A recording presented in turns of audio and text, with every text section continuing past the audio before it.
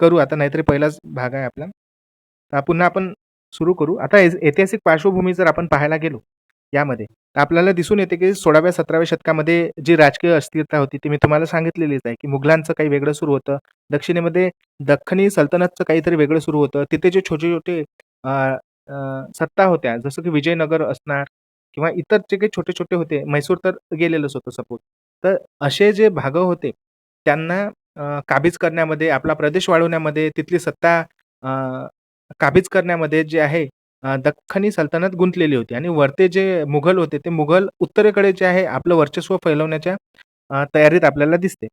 यामध्ये जे आहे ना, तर ते स्थानिक लोकं जे आहेत, यांच्या यांच्यावर जो अन्याय होत होता, त्याचा विसर जो आहे तो तिथल्या सत्तांना पडलेला आपल्याला दिसतो.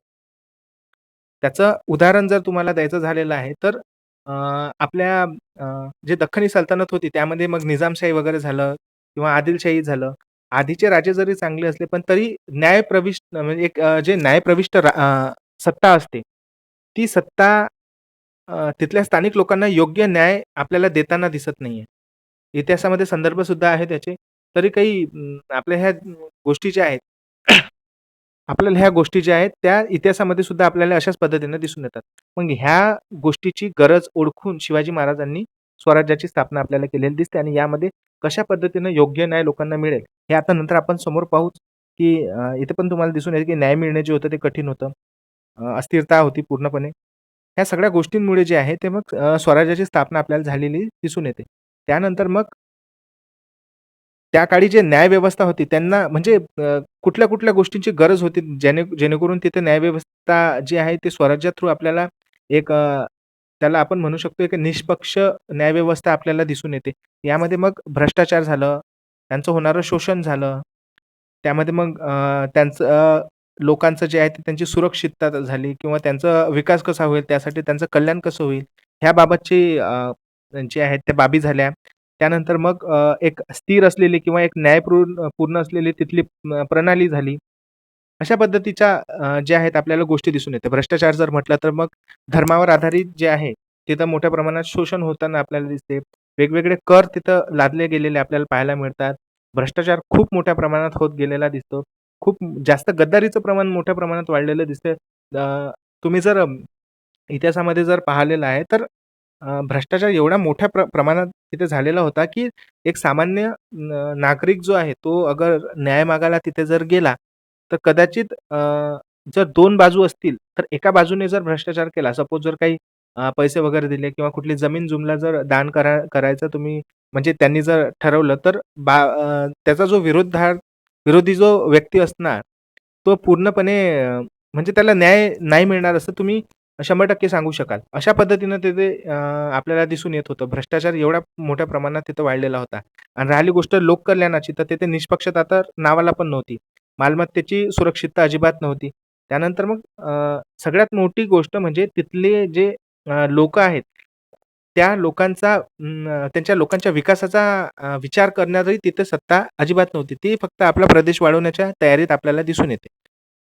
त्यानंतर मग जे आपले मुघल होते आणि आदिलशाही होती, त्यांच्या काळामध्ये अन्याय कसा-कसा तिथे वाढताना आपल्याला दिसून येतं, ते पाहू आपण. आता म्हणजे शिवाजी महाराजांच्या आधीचा जो कालखंड होता, तो जर पाहिला तर न्याय जो होता तो सत्ताधाऱ्यांच्या इच्छेवर असलेला आपल्याला पाहायला मिळतात. म्हणजे सत्ताधाऱ्यांची इच्छा जर असली, तर कायदा बनला. नाही असली इच्छा तर मग कितीही महत्त्वाचं काम असो किंवा कुठलंही चांगलं किंवा लोककल्याणाचं जर काम असलं, तरी सत्ताधाऱ्यांनी जर म्हटलं किंवा एखाद्या बादशहाने जर म्हटलं किंवा सुलतानांनी जर म्हटलं, की नाही करायचं आहे, असो कितीही चांगलं असो, नाही करायचं आहे काम, तर ते काम होत नव्हतं किंवा त्या कामाला प्रोत्साहन मिळत नव्हतं आणि एखादं जर कितीही चुकीचं काम असलं, पण राजाने जर म्हटलं किंवा बादशहाने जर म्हटलं, की हे काम करायचं आहे, तर मग ते कितीही चुकीचं काम होतं.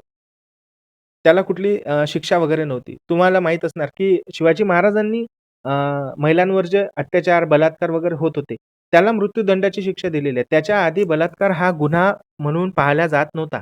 तर तुम्ही समजू शकता, की कशा पद्धतीनं त्या ठिकाणी त्यांची न्यायव्यवस्था असणार म्हणून. आणि आपण जर म्हणजे मुघलांच्या न्यायव्यवस्थेचा जर विचार केला, तर यामध्ये आपण एक म्हणजे इस्लामिक कायद्यावर आधारित जो आहे, तो हा इथला न्याय पद्धती असलेली आपल्याला पाहायला मिळते. सोबतच म्हणजे तिथे जो शरीयत कायदा होता, हा कायदा तिथे सगळ्यांवर लादला जात होता. आणि औरंगजेब जो आहे म्हणजे शहाजहान त्यानंतर औरंगजेब जो आला त्यानंतर मग जिझिया कर पुन्हा सुरू केला. अकबराने बंद केला.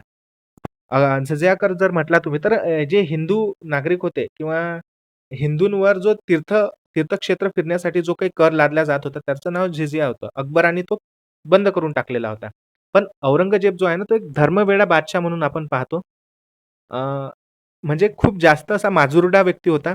त्याने जो आहे हा जजिया कर जो आहे तो पुन्हा त्या जनतेवर लादलेला आहे आणि शर्यत कायदा जो होता त्या शर्यत कायद्या थ्रू जो आहे तो न्यायनिवाडा तिथे होताना आपल्याला दिसतो. मग यामुळे जो आहे हिंदू वर्ग जो होता त्या हिंदू वर्गावर अ, असा त्या न्यायव्यवस्थेचा मोठा प्रभाव म्हणजे निगेटिव्ह नकारात्मक प्रभाव होताना आपल्याला दिसतो. म्हणजे त्यांना न्याय मिळणं खूप मोठ्या प्रमाणात कठीण झालेलं आपल्याला मिळून येते. शर्यत कायद्याविषयी आपण बोललेलो आहोत आणि धार्मिक पक्षपात तर होणारच आहे. कारण की एका धर्माविषयी जर कायदा असणार आहे, तर साहजिकच आहे पक्षपात होणारच आहे. मग तो कुठलाही असो. एखादा जर हिंदू राजा असला, त्याने जर मग एखाद्या मनुस्मृतीनुसार जर जे आहे न्यायदान करण्याचं ठरवलेलं आहे, तर मग ते मुस्लिम व्यक्ती किंवा अदर धर्माचे जे लोकं आहेत, त्यांच्यावर अन्याय होण्यासारखं होत होतं. आता इथे शर्यत कायद्यानुसार जर न्यायनिवाडा होत असेल, तर मग ते साहजिकच आहे हिंदूंवर त्याचा अन्याय होणारच होता. सत्ताधाऱ्यांच्या इच्छेबद्दलही आपण हे बोललेलो आहे. शर्यत कायद्याबद्दलही आपण सांगितलेलं आहे, की ते मोगलांची न्यायपद्धती होती. न्याय देण्याचं जे एक माध्यम होतं ते शर्यत कायदा होता. त्यानंतर धार्मिक जे आहे पक्षपात झालेला आपण पाहिलो तिथे आपल्याला दिसून येते आणि न्यायदानामध्ये जो सहभाग होता तिथे, तर या न्यायदानामध्ये सहभाग जो आहे तो काझीचा होता. त्यानंतर मौलवी होता. यांचा सहभाग आपल्याला दिसून येतो. हा काझी जो होता ना, हा न्यायाधीश म्हणून काम करत होता आणि हा जो मौलवी जो आहे, तो एक पंडितराव म्हणून आपण आपण आधी पाहिलेला आहे, की शिवाजी महाराजांच्या न्यायव्यवस्थेमध्ये न्यायाधीश, त्यानंतर पंडितराव हे 2 पदं होते. पंडितराव जो आहे तो धार्मिक पद्धतीनं न्यायनिवाड्यासाठी सल्ला देण्याचं काम करत होता आणि जो न्यायाधीश आहे, तो योग्य म्हणजे न्यायाधीश न्यायदान अधिकारी होता किंवा न्यायालयीन अधिकारी होता. त्याच पद्धतीनं मुघलांमध्ये जो काझी होता, तो काझी जो आहे तो न न्यायाधीशाचं काम करत होता आणि जो मौलवी आहे, तो सल्ला देण्याचं काम होता, धार्मिक सल्ला देण्याचा. तसंच जर तुम्ही आदिलशाही किंवा निजामशाहीमध्ये जर पाहिलं, तर धार्मिक पक्षपाताने ग्रस्त असलेल्याच आपल्याला ह्या सत्ता दिसून येतात. काझी मौलवी यामध्ये सुद्धा होता आणि यांच्याच मतावरून जे आहे ते शिक्षा सुद्धा दिली जात होती. बहुतेक वेळा जे आहे ते भ्रष्टाचार, लाचखोरी, वंश, धर्म किंवा पद वगैरे जर एखादा खूप मोठा असेल किंवा छोटा असेल पदावर तर हे सगळ्या गोष्टी पाहून जो आहे तो आपल्याला न्यायदान या ठिकाणी होताना आपल्याला दिसते. ह्याच परिस्थितीचा म्हणजे आढावा घेऊन शिवाजी महाराजांनी जे आहे ते एक धर्मनिरपेक्ष न्यायव्यवस्था, एखादी प्रजाच्या हिताचा विचार करणारी न्यायव्यवस्था स्थापन करण्यासाठी पुढाकार घेतलेला आपल्याला दिसून येते. त्यानंतर मग जी न्यायसंस्था शिवाजी महाराजांनी स्थापित केली. तर यामध्ये 3 प्रमुख जे आहे आपल्याला त्यांचे उद्दिष्ट जे आहे ते पाहायला मिळतात. ज्यामध्ये पहिलं आहे की अ, म्हणजे प्रजेला सुरक्षितता व न्याय मिळवून द्यायचं काम. त्यानंतर मग दुसरं आहे राज्यात कायदा आणि सुव्यवस्था टिकून ठेवणं. त्याचसोबत मग तिसरं आहे शासनावरील जे काही लोकं आहेत आपले जे स्थानिक लोकं आहेत, शासनावर त्यांचा विश्वास राहिला पाहिजे, दृढ झाला पाहिजे याच्यासाठी काम करणं. हे अशा कामं जे आहेत शिवाजी महाराजांनी आपल्याला केलेले दिसून येतात. आता यामध्ये जे आहे, तर यामध्ये धार्मिक दृष्टिकोन वगैरे ह्या ज्या गोष्टी आहेत. एक सेकंड.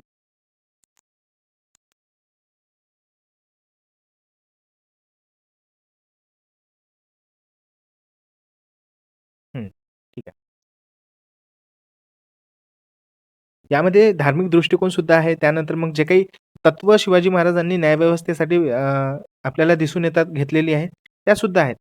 न्यायव्यवस्थेची सुद्धा स्थापना जी आहे, ते महाराजांनी प्रजेच्या सुरक्षितता आणि निष्पक्ष न्याय मिळवून देण्यासाठी न्यायसंस्थेची स्थापना केलेली दिसून येते. स्वराज्य जेव्हा स्थापन झालेलं होतं, तेव्हा स्वराज्यामध्ये वेगवेगळे जे काही गट आहेत, जे काही विभाग आहेत, जसं की कार्यकारी, कायदेकारी आणि न्यायमंडळ हे जसं विभक्त आहे. त्याच पद्धतीनं जे आहे शिवाजी महाराजांच्या स्वराज्यामध्ये सुद्धा आपल्याला थोड्याफार प्रमाणात पाहायला मिळतात. जरी छत्रपती हे पद सर्वोच्च असलं, ते सोडलं तर मग बाकीचे जेवढे काही विभाग होते ते आपल्याला एकमेकांपासून भिन्न असलेले आपल्याला पाहायला मिळतात. धर्मनिरपेक्ष न्यायदान करण्याचं काम जे आहे ते शिवाजी महाराजांनी त्यांच्या न्यायव्यवस्थेमध्ये करून द्यायची तशी अं, सुविधा उपलब्ध करून दिलेली होती. त्रिस्तरीय न्याय जर तुम्ही पाहिलेला आहे तर साहजिकच आहे. आजचं सुप्रीम कोर्ट, त्यानंतर हायकोर्ट, त्यानंतर जिल्हा सत्र न्यायालय हे जसं आहे त्याच पद्धतीनं तिथे पण आपल्याला केंद्रीय पातळीवर, त्यानंतर प्रांतीय पातळीवर, त्यानंतर गाव पातळीवर असे जे आहेत स्वतंत्र कार्यक्षम असलेल्या ज्या काही व्यवस्था आहेत त्या आपल्याला तिथे असलेल्या दिसून येते. त्यांची उद्दिष्टे त्यांनी ठरवून दिलेली होती, की प्रजेला योग्य न्याय देणे, त्यानंतर तिथला कायदा आणि सुव्यवस्था उन्नत राखणे आणि जो जनतेचा विश्वास आहे तो दृढ करण्याचं काम न्यायव्यवस्थेनं केलं पाहिजे, असं शिवाजी महाराजांचं म्हणणं होतं. आणि न्यायव्यवस्था त्या काळची जी आहे ती शिवाजी महाराजांवर तेवढं विश्वास ठेवत होती.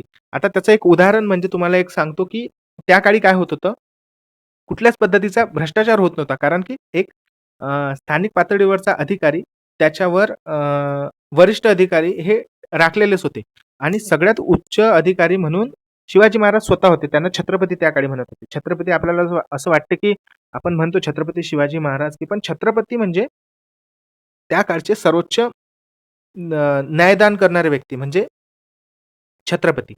आता सपोज जर काय म्हणतात त्याला, स्थानिक पातळीवर जर एखाद्यानं कुठला चुकीचा जर हे दिला, काय म्हणतात त्याला, न्यायनिवाडा केला, तर त्या व्यक्तीला हा अधिकार होता, की तो जे वरच्या पातळीवरचं जे न्यायदान आहे, ते तिथे तो व्यक्ती करू शकला असता. 1 सेकंड.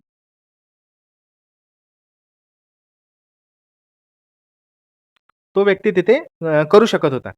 आणि राहिली गोष्ट आता बाकीच्यांची, तर ह्याच गोष्टीच्या ना म्हणजे आता सपोज आता आपल्या इकडे कसं राहते, की तलाठी राहतो. तलाठ्यानंतर आपला तहसीलदार आहे. सॉरी मंडळ अधिकारी आहे. त्यानंतर तहसीलदार आहे.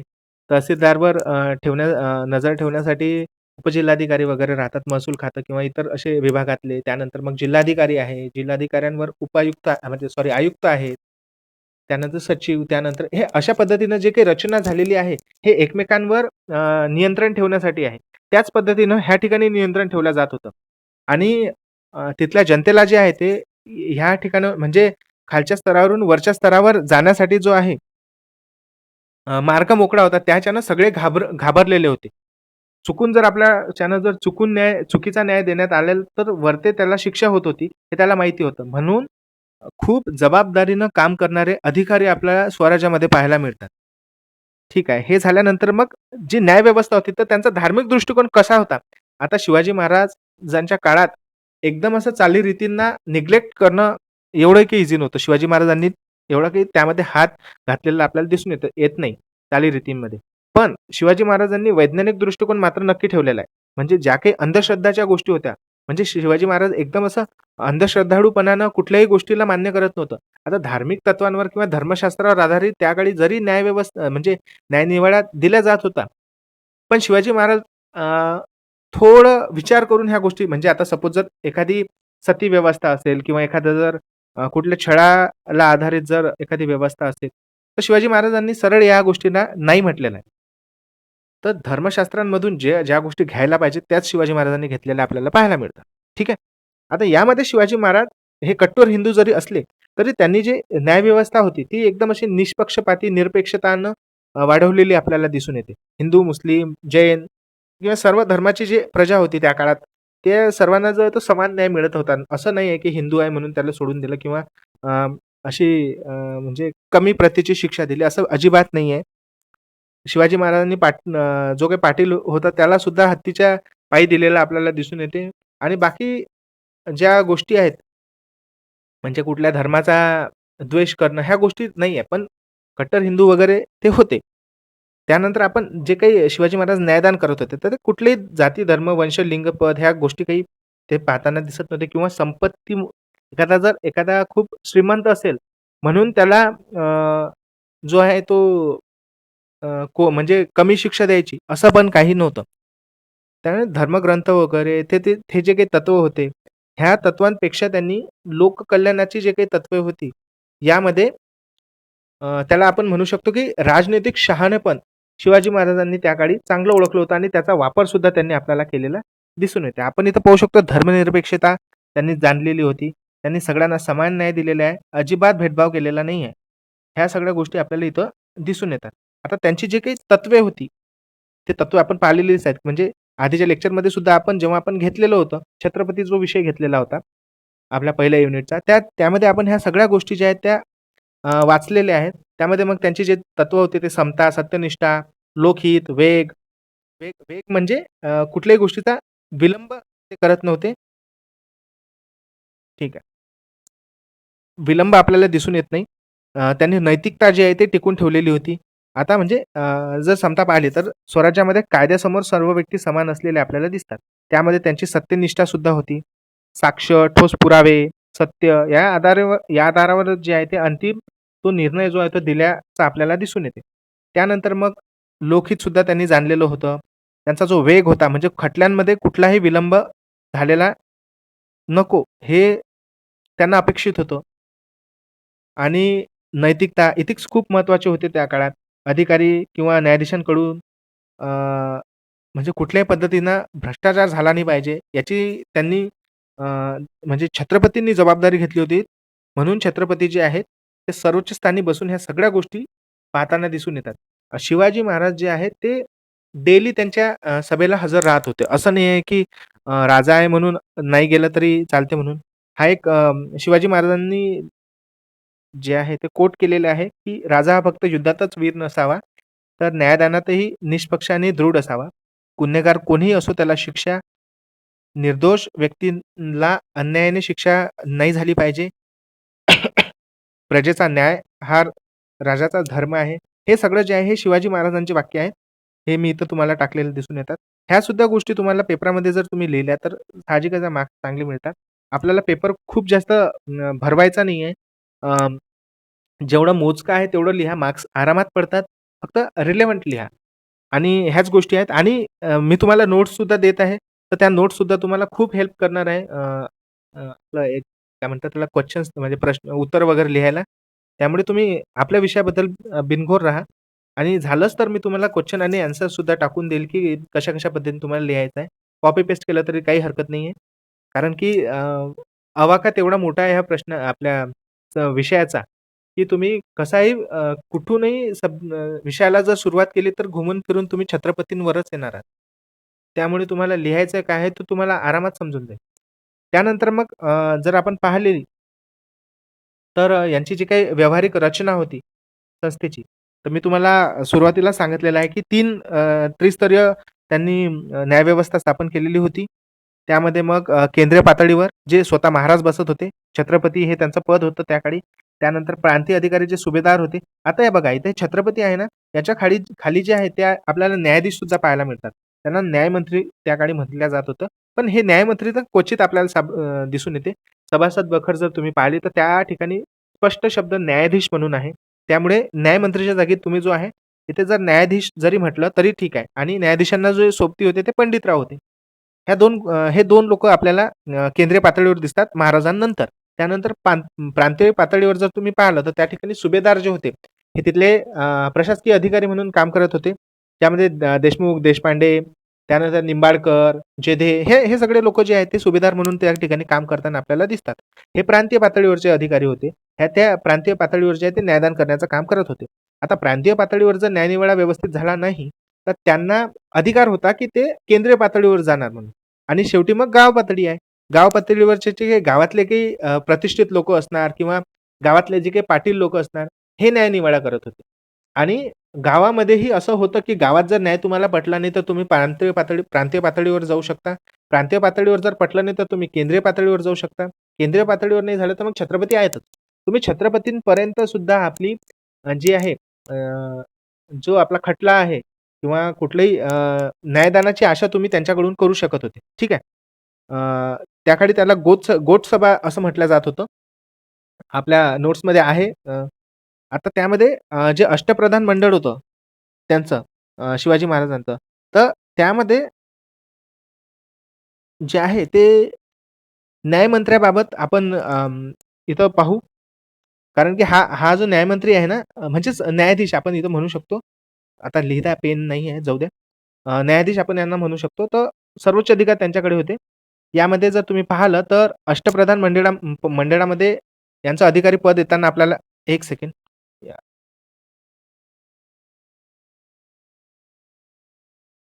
ठीक आहे. अष्टप्रधान मंडळामध्ये आपल्याला यांचं जे आहे स्थान असलेलं दिसून येते. ते राज्याचे मुख्य न्यायाधीश म्हणून काम करताना आपल्याला दिसून येतात. यांचं जे कार्य होतं ते मुख्य मार्गानं न्यायदान करणे हे त्यांचं कार्य होतं आणि संपूर्ण जी न्यायव्यवस्था होती त्याची देखरेख करणं. म्हणजे त्यांच्या खालचे जे काही पदं वगैरे येतात त्यांचं पूर्ण देखरेख करण्याचं काम जे आहे ते न्यायमंत्र्यावर होत असलेलं आपल्याला दिसून येते. त्यानंतर जो अंतिम निर्णय होता तो न्यायमंत्र्यांचा म्हणजेच न्यायाधीशाचा होता. पण याच्याही वरती जे आहे न्यायदान करण्याचं काम छत्रपती करत होते. आता छत्रपती इथं हा टॉपिक याच्यासाठी नाही घेतलेला आहे कारण की छत्रपतीवर ऑलरेडी तुम्हाला मी नोट्स दिलेले आहेत आणि ऑलरेडी यावर आपला एक सेगमेंट झालेला आहे.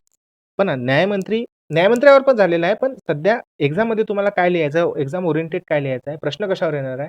कारण की ऑलरेडी त्यांना माहिती आहे एक्झाम सेटरना म्हणजे पेपर सेटरला हे माहिती आहे, की छत्रपतीबद्दल ह्या सगळ्यांना माहिती आहे. पण त्यांचे जे काही अधिकारी आहेत, न्यायव्यवस्था आहे, याबद्दल जर विचारलं तर कदाचित तुमची गोची होऊ शकते. म्हणून मी तुम्हाला सांगत आहे, की न्यायाधीश जो आहे तो थोडा तुमच्या उत्तरामध्ये झळकू द्या.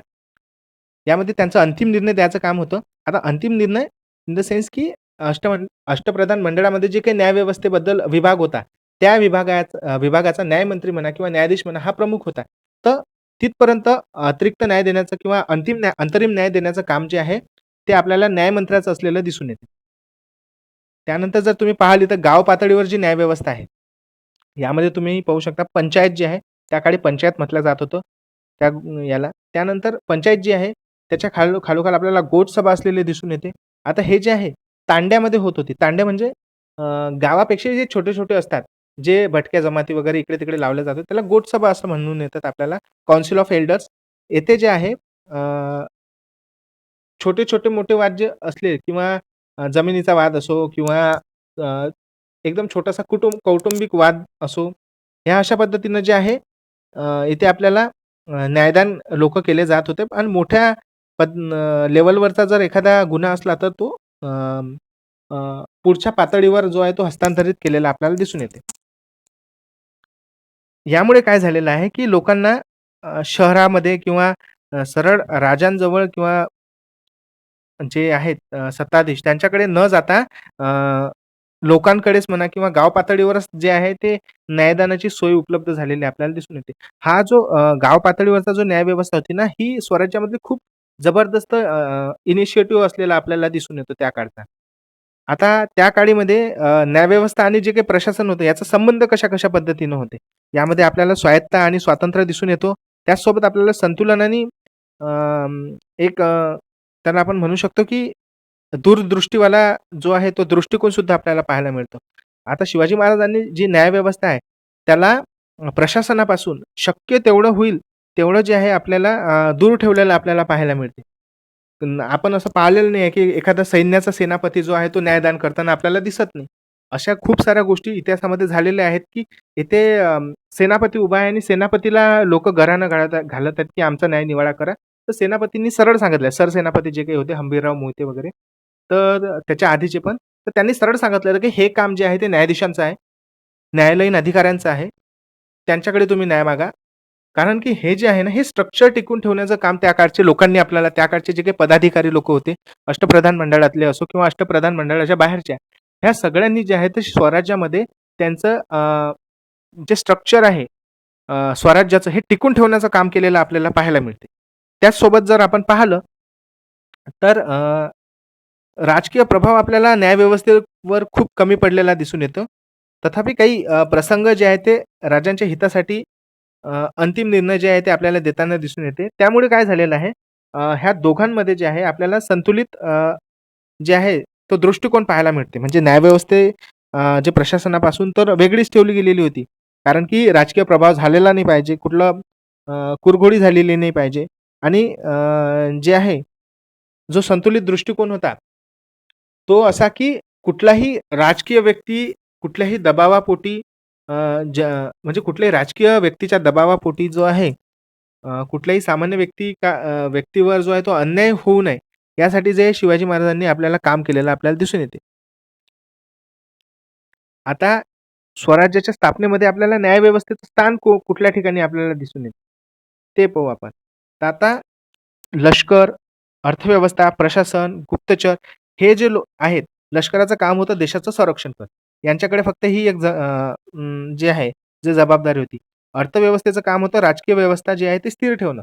प्रशासनाचं काम होतं दैनिक जो कारभार आहे रोजचा, तो व्यवस्थित सुरळीत चालवणं आणि गुप्तचराची माहिती म्हणजे गुप्तचर जे होते, ते जे आहे नॅशनल म्हणा किंवा परदेश म्हणजे परप्रांतीय जे काही गोष्टी घडामोडी चालू असणार, त्या व्यवस्थित सांगणं. पण जी न्यायव्यवस्था आहे, तर त्या न्यायव्यवस्थेला एवढं महत्त्व याच्यासाठी होतं, कारण की ती स्वराज्याची आत्मा मानली गेलेली होती. आताही आपण न्यायव्यवस्थेला जे आहे ते अ, एक वेगळा दर्जा पाहतो, एक वेगळी आशा आपल्याला त्यांच्यापासून असेल. जर कुठल्याही सध्याच्या परिस्थितीबद्दल बोलत आहे. सध्या आपण आपल्यावर जर कुठलीही राजकीय पार्श्वभूमी जर अन्याय करत असेल, तर आपण न्यायव्यवस्थेकडे खूप आशेनं पाहतो. त्या काळचे लोकं पाहत होते. त्यामुळे न्यायव्यवस्थेला त्या काळी आपल्याला अनन्यसाधारण महत्त्व असलेलं आपल्याला दिसून येतं. ठीक आहे. ह्याच कारणाच्यानं जे आहे स्वराज्यामध्ये जे न्यायव्यवस्था आहे, ती आपल्याला वेगळी दिसताना आपल्याला दिसून येते. आणि न्यायव्यवस्थेवर हा लोकांचा परिणाम आपल्याला याच्यासाठी दिसून येते, कारण की 90% लोकं जे आहे, ते खुश झालेले होते, की आपल्याला एक वेगळ्या पद्धतीची न्यायव्यवस्था आपल्याला पाहायला तिथे मिळाली म्हणून. आता लोकांचा आवाज म्हणून न्यायव्यवस्था समोर आलेली दिसून येते. कारण की लोकांना माहीत झालेलं आहे, की अ, आपल्याला कुठेही न्याय नाही मिळाला तरी छत्रपती आहेत. आपल्याला ते न्यायदान करतील. ह्याच गोष्टी आणि ह्याच गोष्टीला भिऊन म्हणा किंवा घाबरून म्हणा, अधिकारी लोकही काम करत होते. म्हणजे निरपेक्षतेनं काम करत होते. त्यामुळे काय झालेलं आहे, न्यायनिवाडा व्यवस्थित आणि सुरळीत आणि अ, क्लिस्टर एकदम क्लिअर आपल्याला पाहायला मिळतो त्या काळात. शेतकरी म्हणा, व्यापार, स्त्रिया, सैनिक सर्वांना जे आहे ते प्रश्न जे आहेत ते स्वतः निर्भयपणे मांडण्यासाठी एक व्यासपीठ तयार झालेलं होतं. चोऱ्या, हल्ले, जमीन विवाद झाले. त्यानंतर मग भ्रष्टाचार यांच्यावर खूप वेगाने कारवाई केली जात होते. शिवाजी महाराजांचं एक वाक्य आहे. शकावलीमध्ये ते लिहिलेलं आहे. ते त्यांनी असं म्हटलेलं आहे, की जर न्यायनिवाडा करताना विलंब झाला, तर तो एक गुन्हा आहे म्हणून. असं असं शिवाजी महाराज बोललेले आहेत. आता परिणामी जे काही लोकं आहेत, त्यांचा आत्मविश्वास आपल्याला वाढलेला दिसून येतात आणि स्वराज्य जे आहे ते अधिक सशक्त झालेलं आपल्याला पाहायला मिळते. तर पी आहे. तुम्हाला मी नोट्स जेव्हा देईन तुम्हाला ते दिसूनच येईल. आता हा फ्लो चार्ट आहे. तुम्ही इथं पाहू शकता, की सर्वोच्च अधिकारी, त्यानंतर मग त्याच्या खाली जे आहे सर्वोच्च अधिकारी म्हणून शिवाजी महाराजांनी काम केलेलं आहे. छत्रपती म्हणून तुम्ही पाहू शकता. त्यानंतर मग केंद्रीय पातळी यामध्ये न्यायाधीश म्हणून काम केलेलं आहे. तो अष्टप्रधान मंडळामध्ये प्रमुख होता. त्यानंतर प्रांतीय पातळीवर जो आहे तो सुभेदार देशमुखांनी काम केलेलं आहे. गाव पातळीवर जे आहे ते तिथल्या पाटील लोकांनी काम केलेलं आहे. स्थानिक वादविवाद सोडून देण्यासाठी. ह्या इत्यादी पद्धतीने जे आहे ते न्यायदानाचं काम मोठ्या प्रमाणात होत होतं आणि ही तुम्हाला जी हा जो फ्लोर चार्ट आहे, हा तुम्ही थोडासा लक्षात ठेवा. ही पी मी तुम्हाला पाठवतो, जेणेकरून तुमच्या लक्षात येईल. आता इथे काही एथिकल गोष्टी आहेत. यामध्ये जर तुम्ही पाहिलं तर शिवाजी म्हणजे तत्वज्ञानाचा जो काही पाया घातलेला होता, तुम्ही पाहू शकता. शिवाजी महाराजांनी न्यायव्यवस्था जी आहे ती प्रशासनाचं एक शाखा म्हणून पाहिली नव्हती. तर स्वराज्यामध्ये काही तत्वज्ञान किंवा लोककल्याणाचा अ, जो भर जास्त घातला गेला पाहिजे, यासाठी जे आहे ते न्यायव्यवस्था एवढी सुदृढ असलेली आपल्याला दिसून येते. त्यानंतर न्यायाचं राज्य असलेलं पाहिजे. म्हणजे शासन धर्मराज्य म्हणजे धर्मावर आधारित नाही नसलं तर एक न्यायावर आधारित असलेलं पाहिजे. जबरदस्त जे आहे आपल्याला न्यायव्यवस्था शिवाजी महाराजांच्या काळात स्वराज्यामध्ये असलेली आपल्याला पाहायला मिळतात. स्थिरतेचं प्रतीक म्हणून संबोधलं गेलेलं आहे न्यायव्यवस्थेला. यामध्ये म्हणजे या व्यवस्थेत स्वराज्याला एक भक्कम आधार मिळालेला आपल्याला पाहायला मिळतात. शत्रूंना तोंड देण्यासाठी मानसिकदृष्ट्या अधिक सक्षम असणं. मला एक सांगा एक गोष्ट, स्थानिक पातळीवर न्यायनिवाडा व्यवस्थित होत नाही आहे. जनतेचं प्रेम जे आहे ते सत्य आपल्या अ, राजाला मिळत नाहीये आणि राजा जो आहे तो फक्त प्रदेश जिंकण्याच्या तयारीत आहे. यामध्ये जे आहे ना, जी मानसिकता बनून जाते तिथल्या लोकांची म्हणा, कारण की प्रेम मिळत नाही त्या लोकांना. अनेक पॉझिटिव्ह वाइब जी आहे, जी आपल्या लोकांकडून येते, आपल्या जनतेकडून येते, ती त्या काळी नसली असती. जर शिवाजी महाराजांनी स्वराज्यामध्ये न्यायव्यवस्थेला एक वेगळं स्थान दिलं नसतं तर. किंवा न्यायव्यवस्था ही एवढी महत्त्वाची आहे, हे पटवून सांगितले नसते तर, खूप मोठा घोळ झाला असता. कदाचित स्वराज्य टिकलंही नसतं. तर हे टिकलं तिथल्या स्थानिक जनतेमुळे. शिवाजी महाराजांच्या जे आहे ते त्यांनी जे आखून दिलेलं होतं त्या सगळ्या गोष्टी, जे विभाग तयार केलेले होते, त्यांनी स्ट्रक्चर बनवलेलं होतं, त्यामुळे तर टिकलंच. पण त्याहीपेक्षा जास्त मला असं वाटतं, की तिथल्या स्थानिक जनतेने जे शिवाजी महाराजांना प्रेम दिलं, त्यावर ते मोठ्या प्रमाणात टिकून राहिलेलं आहे. कारण की कोणीही शिवाजी महाराजांना जीव म्हणजे जीव सोडून त्यांच्यावर जीव ओवाळून त्यांच्यासोबत राहायला तयार होतं त्या काळी. यातून आपल्याला निष्कर्ष हा निघालेला आहे, की शिवाजी महाराजांच्या काळात जी काही आपल्याला दिसून येते, ह्या सगळ्या गोष्टी ज्या दिसून येतात, यामध्ये अ, एक शासनाची शाखा म्हणून जे आहे ते न्यायव्यवस्था नव्हती. तर ते स्वराज्याच्या तत्त्वज्ञानाचा पाया वगैरे होती. त्यानंतर मग तुम्हाला मी सांगितलेलंच आहे, की शोषित जनतेसाठी न्याय मिळाला पाहिजे यासाठी न्यायव्यवस्थेची स्थापना केलेली होती. त्यानंतर स्वराज्याचा विश्वास म्हणून न्यायव्यवस्था राहिली पाहिजे. कुठलाही डाग न्यायव्यवस्थेवर किंवा स्वराज्यावर लागला नाही पाहिजे. त्यासाठी न्यायव्यवस्थेनं काम केलेलं आहे आणि एक आदर्श न्यायव्यवस्था म्हणून शिवाजी महाराजांनी आपल्याला एक तत्वतेचं प्रतीक जी न्यायव्यवस्था शिवाजी महाराजांच्या काळात स्वराज्यीय न्यायव्यवस्था होती किंवा शिवकालीन न्यायव्यवस्था होती, ती आपल्याला दिली. याच्याविषयी आपण सविस्तर मी तुम्हाला नोट्स देतो आणि खूप जास्त आपण वाचू. पण ह्या एका टॉपिकवर तुम्हाला फक्त एकच क्वेश्चन येऊ शकतो आणि ही जी काही पी आहे, ह्या पी थ्रू तुम्हाला पूर्णपणे कव्हर होऊन जाईल. जर नाही झालं तर मी तुम्हाला आणखी एक नोट्स देतो आणि नोट्स दिल्यानंतरही जेव्हा आपली एक्झाम राहणार आहे, ते एक्झाम झाल्यानंतर मी मोजके काही प्रश्न देणार आहे आणि त्या प्रश्नावर आधारित उत्तरही देणार आहे. तुम्ही ते सरळ कॉपी पेस्ट तुमच्या येणाऱ्या एक्झाममध्ये तुम्ही करू शकता, जेणेकरून तुम्हाला त्याचा खूप जास्त फायदा होणार आहे. आता ह्याबद्दल तुम्हाला जर काही प्रॉब्लेम असणार, काही त्याला म्हणतात आपलं काही काही डाउट असणार तर तुम्ही विचारा मला. याच्या मी तुम्हाला नोट्स वगैरे सगळ्या देणार आहे. यानंतर मला वाटतं चिखले सरांचं लेक्चर आहे. लेक्चर होत नव्हते आपले थोडंसं काही शेड्यूलचाच प्रॉब्लेम येत होता. पण आता आपलं लेक्चर एका दिवसाआड होणार आहे. कारण की अ, जे आहे यांचं पण लेक्चर घ्यावं लागते. फर्स्ट इयरचं पण पेंडिंगच आहे खूप सारं. काही प्रॉब्लेम असेल तर विचारा.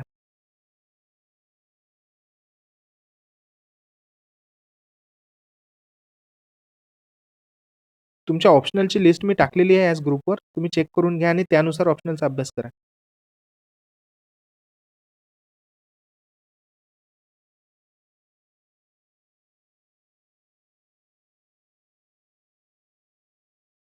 काही प्रॉब्लेम आहे का?